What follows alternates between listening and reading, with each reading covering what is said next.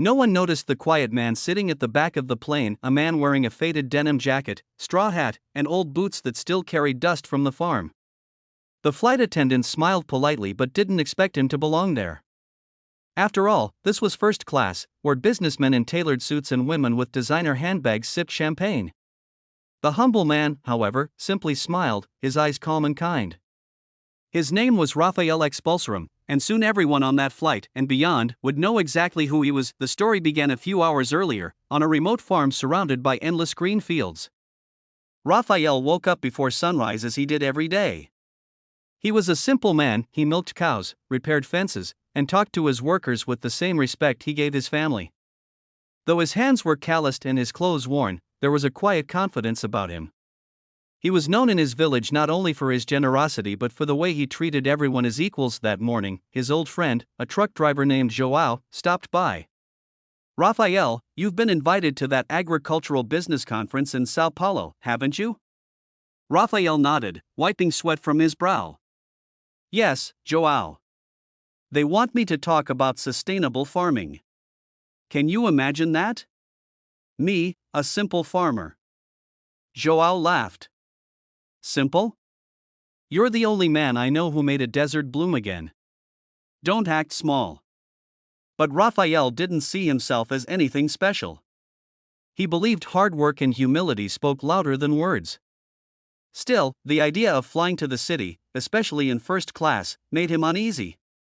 He had never cared for luxury, and now, he found himself walking into a world where appearances mattered more than kindness. When he boarded the plane, the difference was clear. The man in the next seat glanced at him, then whispered to his companion, "He must be lost. Look at his boots." Rafael heard it but said nothing. The flight attendant, unsure of him, double-checked his boarding pass. "Sir, this is first class." He smiled softly. "Yes, ma'am. That's what it says here." The attendant blinked, nodded, and moved on, still puzzled. The passengers around him exchanged smirks. Some shook their heads. Others took discreet pictures, probably to post online later. As the plane took off, Rafael sat quietly, gazing out the window, his thoughts drifting back to his village, the workers, the children who waved to him from the fields, and the simple life that made him happiest. By the time they landed, many passengers had decided what they thought of him, just another poor man who got lucky with a ticket. But destiny, as it often does, had a different plan. The next morning, the agricultural conference hall was buzzing. Cameras flashed, and reporters swarmed around, men in suits and women in heels. When Rafael arrived, still wearing his old jacket, people turned again.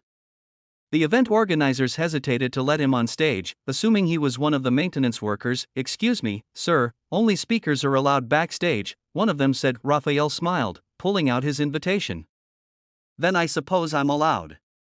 I'm one of them." Their eyes widened. You're Rafael Expulsaram?" "The same," he said quietly. The whispers began again, spreading through the room like wildfire. "That can't be him. The famous sustainable farmer? The millionaire landowner? He looks like he walked straight out of a barn." But when Rafael took the stage, the noise faded. He spoke in a voice that was calm yet filled with conviction. He didn't talk about profits or luxury. Instead, he spoke about people, how he had built his business not by crushing others, but by lifting them. How he gave land to his workers, built schools for their children, and treated the earth as a living partner rather than a resource to exploit. "I started with nothing but faith and patience," he said. "And I learned that true wealth doesn't glitter. It grows quietly, like seeds in the soil." The audience, which had once doubted him, now hung onto every word. Some even had tears in their eyes. When the speech ended, a businessman approached him and said, "Mr. Expulsaram, I must admit, I judged you when I saw you yesterday on the plane." Rafael chuckled softly. "We all judge, my friend. The question is, do we learn?" Later that evening, as the conference wrapped up, the organizers invited all the guests to a private dinner. Outside, a valet attendant came running in, looking flustered. "Excuse me. Whose jet is blocking the runway?" "The pilot says it's registered to an Expulsaram." The room fell silent. Heads turned slowly toward the farmer. Rafael just smiled, finishing his coffee before standing up. "It's mine," he said simply. Gasps spread across the crowd. Yours, someone stammered. But, you flew here on a commercial flight. I did, Rafael replied. Because comfort isn't the same as character. And sometimes it's good to remind ourselves where we come from. Then, as he stepped outside into the cool night air, the others followed, curious, speechless.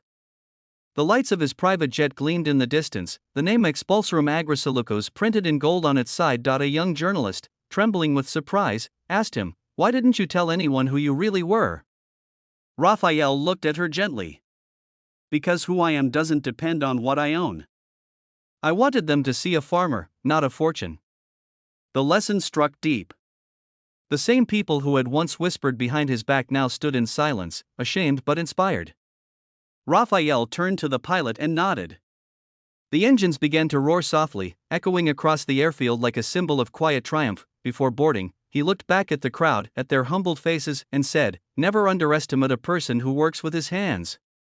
Sometimes, those hands have built empires you can't even imagine."